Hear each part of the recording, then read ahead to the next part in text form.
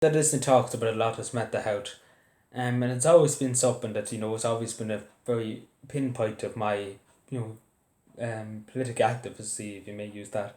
Because obviously I went through a bad, very, very bad mental health experience, and obviously you're very distraught experience, if that's the right word to use.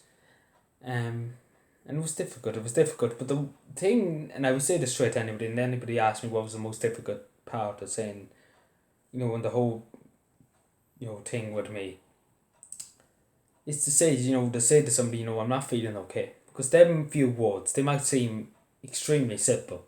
They might seem like they can roll off your tongue without any worry, without any concern. But them words, hold loads of weight. And, as humans, we are afraid, to say them words, to say, I'm not feeling okay. Because, nowadays in society, people are so worried about other people, what other people think. And I say to people, and I say this straight because I have come across this a lot, that people are worried to say, I'm not feeling okay to this person, or to the school teacher, to whatever. And there's, that's such a simple thing to say, but it's so hard at the same time to say to somebody, I'm not feeling the best, I'm not feeling okay. And it's, as I always say, it's okay not to be okay. But the thing is, the state, the state doesn't do justice, especially for young people. Because young people nowadays, there's such demand on them. I'm not going to lie to people and say it's not demand. Because, adults and, people that are probably over 20, they don't understand the demand on young people nowadays. Between school, between their parents, trying to do this, trying to, connect with all their friends, trying to get everything, trying to be on Snapchat, trying to be on Facebook, trying to be on Twitter. And I'm not speaking as somebody who is very popular and obviously with the kids, down with the kids. Obviously I'm very busy with my own things, very separate to a young person's life. Obviously I'm not one of but I know myself. I can see it. I can tell by people. I've spoken to many people who've suffered extremely in the hands of these, and especially the new age of technology. Yeah, like young people feel nowadays that they have to be there for every message, for every phone call, for every text, whatever, WhatsApp or whatever. And it's such stress on a young mind, especially on the, like, your brain's not fully developed. My brain's not fully developed. Anyway, my brain probably never be fully developed anyway. Because of my dyslexia and everything like that will be probably never will be fully developed. I'm always going to still have a slow, you know, like I'm always slow. I'm always trying to think about what I'm saying. It takes me a few seconds to think about something. Because obviously I don't have a high IQ, might as say straight. But that's okay because you're saying it straight, and that's something too. People are so afraid. Especially young people. They're afraid of what their friends think. They're afraid, and this is what I'm getting to. They're afraid of what social media takes, and they're afraid of what their friends post and say. Oh, look at this one.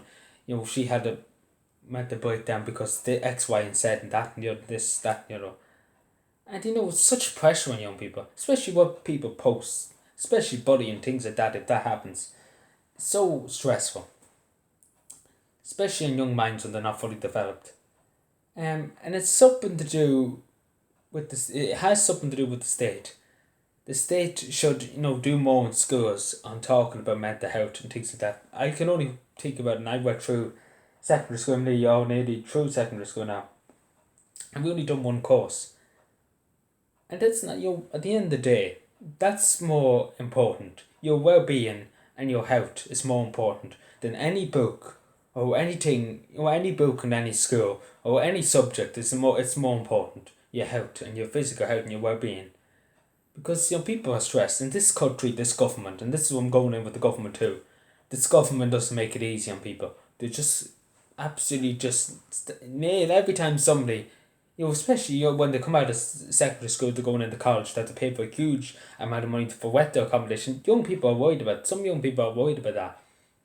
And they do help in this country. This country is the worst in trying to help people who suffer with mental health. Because the state just makes everything a million times worse. Because every time some young person gets up, they're knocked down completely by the government. Either it'll be, they're getting a forced cow, the government just keeps slapping them down. If you're going to buy, trying to get your force house, trying to wet your force house, the government slaps you down again. if you're trying to do anything, the government just slaps you. It just slaps you down with prices and prices and prices. It doesn't make it easy on young people, and obviously causes stress because your brain doesn't fully develop until you're about 30. And it's hard, it's difficult on young people, and older people don't understand because it's hard. It's difficult to be everywhere and to to be on every app and everything and to reply to everybody. It's so difficult, and especially nowadays you have to try and compare it to school, social media, your homework, whatever, this, that, it's hard, it's difficult. And, it's difficult to live in a world, that, your politicians, your senators, the people who you elect in, at the end of the day, they don't do, and I say this straight, because for many years, I never shut up about mental health funding, about extra support for CAMHS and Cavan. I never shut up about it. For a long time, if you ask a lot of people, I always were at it. I always pushed them and pushed them and pushed them to do it. But it took so long for them to kneel and do something, finally. Because so many people were arguing about it and giving out about it. They had to go up and ask the Department of Health for extra funding. And the money was there. The money was there, sitting there, and they didn't do anything with it. And this is the thing I'm trying to say. If the government could have said, it's better than sitting in the Department of Health's office, let's bring it to some place and let's be used in the front lines. But apparently no. In this country, they just want to live in the bank account and just don't want to do anything with it. And it's not like sweeping the streets or something like that, something that small. You're messing with people's lives, and this is the thing politicians and senators nowadays, they can't get into their head because they're so worried about their paychecks and the public, about the public paying their taxes and paying their TV licenses. Like, they're too worried about that and getting their extra bucks out of it, the TDs and senators and county councillors. They're not worried about the impact that's happening on young people. And especially adults, they're not worried. They're not concerned. They're not thinking about that these are life-threatening scenarios. Because, seeing a therapist, seeing somebody you can talk to, it takes weight off you. Getting something out of your system takes a lot out of you. It makes you feel a lot better. But in this country, it's just, it's a hard challenge. Like, it could wait 6 or 7 months to be seen in CAMHS. And something does need to change. Because, the young future, your future coming up, it's going to have it even harder with the advancement of technology. And it's something that our politicians, county councillors and our senators need to understand. That the mental health is a very, very serious thing. And that, it can't be just said, that there's no resources for this, because that's the crack that we listened to for a long, long time. And we don't have the resources to be doing that. We don't have this, that, and the other. And at the end of the day, they had the resources, but they just couldn't be asked to do something with them. And at the end of the day, it's better to, to do something with the resources you have. I understand that they didn't have it, but they had it. But as they always say, you can never change a system, but you can always rewrite the system. But I'm saying to people, I'm saying this many times throughout my YouTube career.